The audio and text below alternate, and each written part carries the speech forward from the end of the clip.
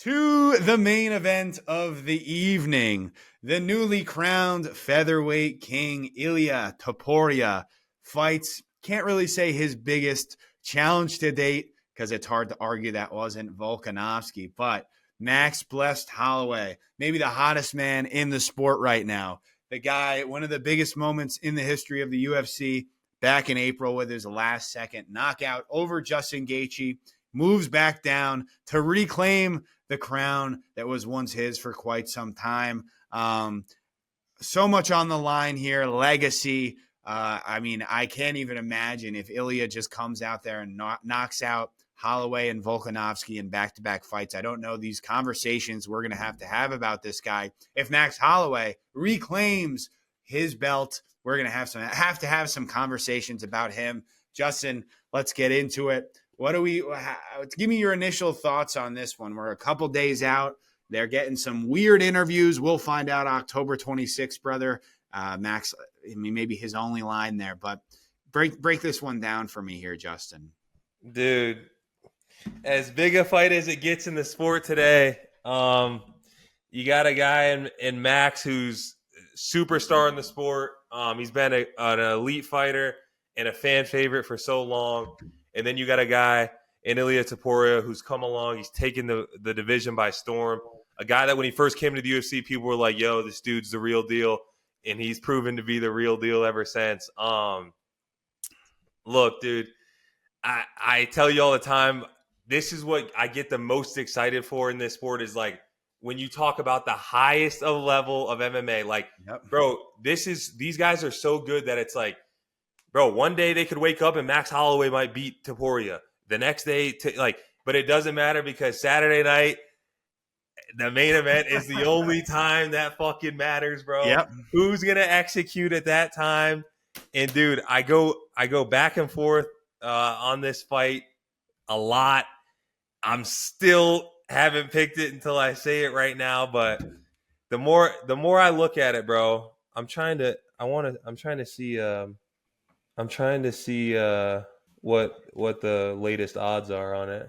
Minus 240 for Ilia. No returning shit. at plus 200. So, like, I think the line is definitely a bit wide in this one, as I think Holloway's live, especially at featherweight. Like, he's live against anybody in the division. But, dude, we were there for Mr. Holloway's first run at lightweight when he took on Dustin the Diamond Poirier in a fight where, dude, he was just a little outmatched with the power. He had the volume for Poirier, and at times it looked like he was going to win that fight, but Poirier had the power that just was unmatched against him. And dude, when I tell you, when I've been in the arena and I've seen Topuria fight very up close, and you see the power this guy has at this weight class. I mean, this guy isn't just knocking people. Like, he's not just TKOing guys. He's flatlining guys in this division. Like I've never seen. Yeah. I've never seen. He puts people to sleep. Dude, and people want to talk about, like, his boxing. And, again, as a pure boxer, just hands, he might be the best in the sport today. But what people don't talk about is he's got everything for this weight class. He has calf kicks that fucked Volkanovski up. He landed 2 of them, and Volkanovski was slower moving around. He's got the grappling. He just doesn't have to use it most often. But at the end of the day, dude, I think he's going to stick to what's got him this far. I think he's going to slowly work his way into the pocket against Mr. Holloway. He might get pieced up a little bit in the beginning. He might take some shots. I think you're going to see him work the calf kicks early to slow down Max, although Max is proven to just be pretty much like prone to invincible to the calf kicks. Although Volkanovski did do a lot of damage in their first fight with him. But look, the power is unmatched at this weight class. This is a guy that I think is going to rule this division for a long time, despite the only way this guy loses, in my opinion, is by fluke KO. I'm going to be that's at least right now. I don't see anybody in this division. If he gets by Holloway, there's nobody that I think is right now that is going to give him a huge run for his money. Aljamain Sterling. Aljo's going to lose to Masvidal probably, so we'll see. But Potentially, yes. all in all, enough with the talking. My final prediction is Mamo Ilia Topuria to get this one done via second round TKO. A guy who comes in, if he flatlines Volkanovski and puts Holloway out via stoppage, we're talking about, I don't care what you say, we're talking about a guy that's already on the path to being a legend of the sport, bro. Yeah. Yeah. I think, man, like this is such a hard one to break down. It's kind of similar to the co-main. Like, heart says one thing, gut says the other. Is that the same? No, my brain says one thing, my heart says the other. Maybe that's the saying. But dude, I think the narrative changed so much on Holloway after the Gaethje fight because again, no one thought the only people saying he was going to win that fight were Holloway fanboys. There was no like analysis that was like, here's how I see him winning this fight. Like, and then for him to go out and look possibly the best he's looked in his career. I mean, we've said that so many times. It's like he keeps getting better. He keeps having these like career resurgences.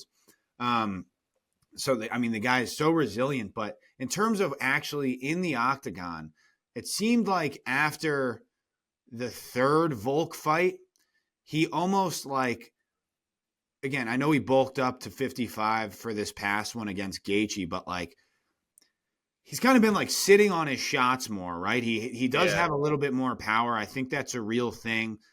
He hurt Arnold Allen a couple times. Obviously, knocking out Zombie is really nothing crazy, but the guy that just fought Justin Gaethje, I mean, he looked like a world beater, right? He looked like better than I think the version of Max Holloway that like you knew, he could even Cater with a minute left in that fight was firing away. Like, again, I know it looked bad. I mean, it was like one of the biggest beatings of all time, but like he never even really got that close to being finished. Like he would get like, I mean, he was covering up in the corner, but like it's the pillow fist thing was real. He was not putting people away for a long time. And I don't want to interrupt you, but I was just saying about that to my teammate actually today. I'm like, dude, if you really look at it, when he lost to Volkanovski the first time, bro, the second fight in that, when he fought Volk, it's like he knew he had to add stuff to his game to become a better fighter. He starts throwing kicks, more kick. Bro, when he won the championship, threw no kicks, boxing, just boom, boom, 1-2s, like down the pipe. Bro, the second Volkanovski fight, he's mixing in head kicks. Like down with a head kick against Gaethje, he's mixing in spinning heel kicks. Yeah, and it's like, bro, I'm telling you, he's watching the tape. He's going to try the head kicks against Topuria. Topuria's been rocked by head kicks multiple times. Like, he's definitely going to try that. Dude, I love you got me fired up because like people don't talk about that. Like he was not in his like initial championship run.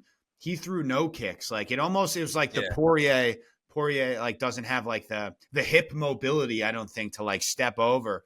But like this guy never threw kicks, bro. And now not only has he added it more, again, in that second Volk fight after getting his leg, chopped off in the first one by Volk, he was the one, throwing more kicks in that second fight and having a lot of success. He knocked him down with that head kick in the first or second round.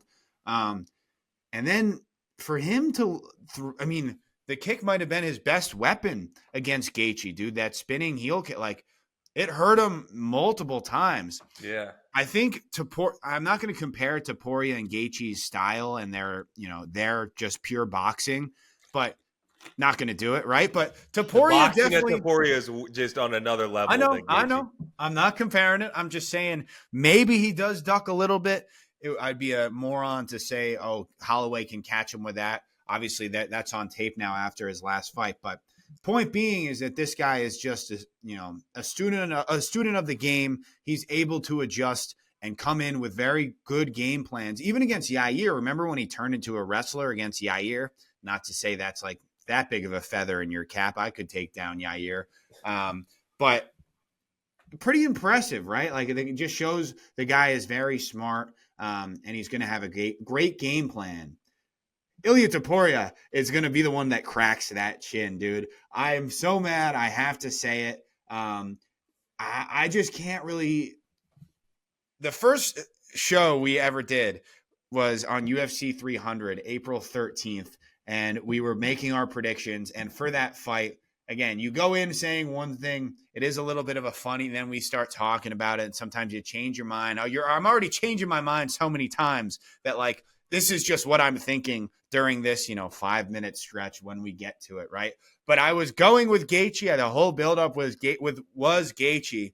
And then as I was saying Justin Gaethje by knockout, as I was saying, I said Max Holloway is going to get his chin cracked. As I was saying that, I could not get it out. I was picturing, because you try to picture what's going to happen, right? I was picturing that happen.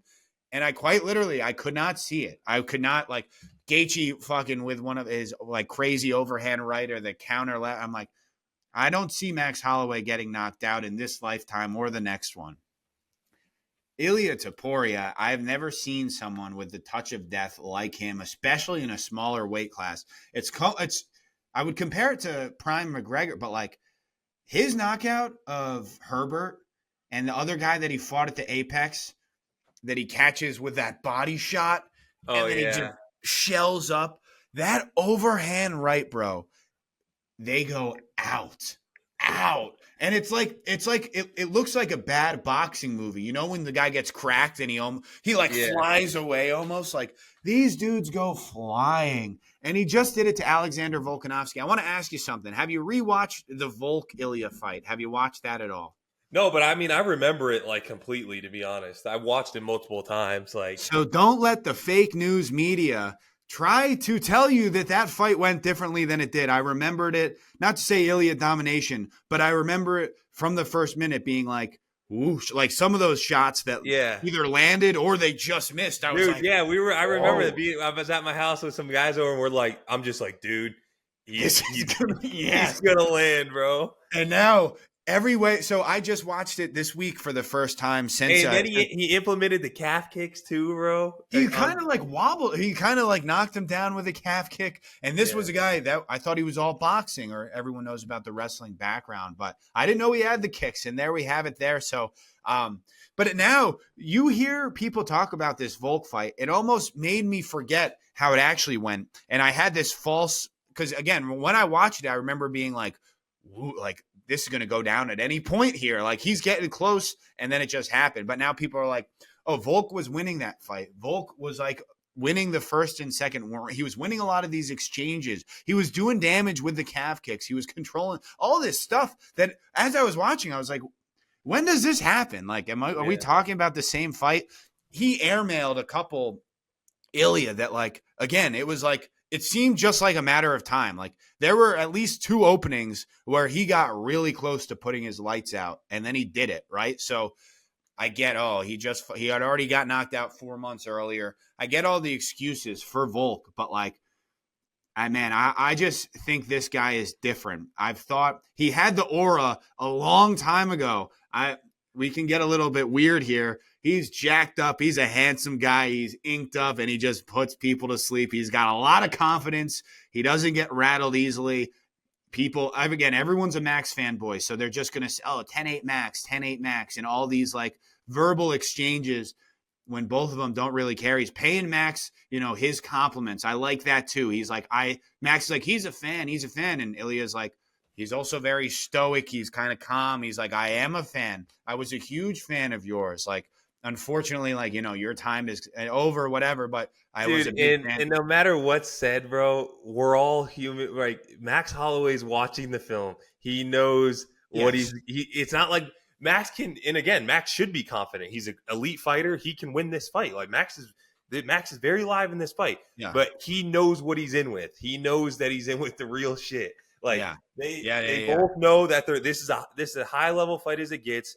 I cannot wait for this fight. So, what is your official prediction for this one? Ilia Topuria is going to knock him out in round number 3. Kills me. Both of these. It's a weird thing with like having to go on record with predictions, because I'm the guy who like, and I know this. I mean, you wrote the book on this. Like, no matter who wins, I could be like, I told you that was going to happen. It sucks. It sucks having to like actually put your name. No, I do like it though, because then we're kind of like, I know. But it's just funny because like, again, these two, I'm going to be screaming my head off for Rob, for Max. Maybe the two most liked guys in the UFC. They don't really have any haters. Again, I think that is playing a factor into this main event because, like, everyone likes Holloway. Ilia, he's going to become a star after Saturday night if he isn't already. But, like, whoosh, this guy, I remember the Herbert knockout. I'm blanking on the other guy, but, like, those are two of the nastiest knockouts. Again, their head, like, does a complete, almost a three, like, almost just, like, wobbles around like it's a cartoon. Like, he's special. He's the best boxer in the UFC. Honestly, I think he might be the best pure boxer I've ever seen in the UFC. And, I mean, the last thing I'll say, I just saw, I mean, against the best strikers that Max has fought for the best boxer in the UFC, I mean, what happens? We're going to act like Poirier? I mean, I think it happened. I think we saw it with our own two eyes. Yeah. But, like, man. McGregor, like, Poirier. And Volk. Yeah. I mean, Volk in the third fight again. Like, I mean, I don't know. And again, it's the same story with these guys. Like, Max can come out here and be up 2-0. It don't matter if you get clipped and put out cold, bro. Like, these guys are like Volkanovski. Like, he's like, yeah, you know, I felt good. I felt in control of the fight, bro. That's just it's. Everyone's got different styles. He's setting you up. It's not just going there and he can just touch you, but he has to set it up, the angles, the movement, his head movement, and his ability to fucking what's it called? Like, sway shots, and, like, bro, it's crazy, dude. Even the only time he's gotten caught was the Herbert head kick.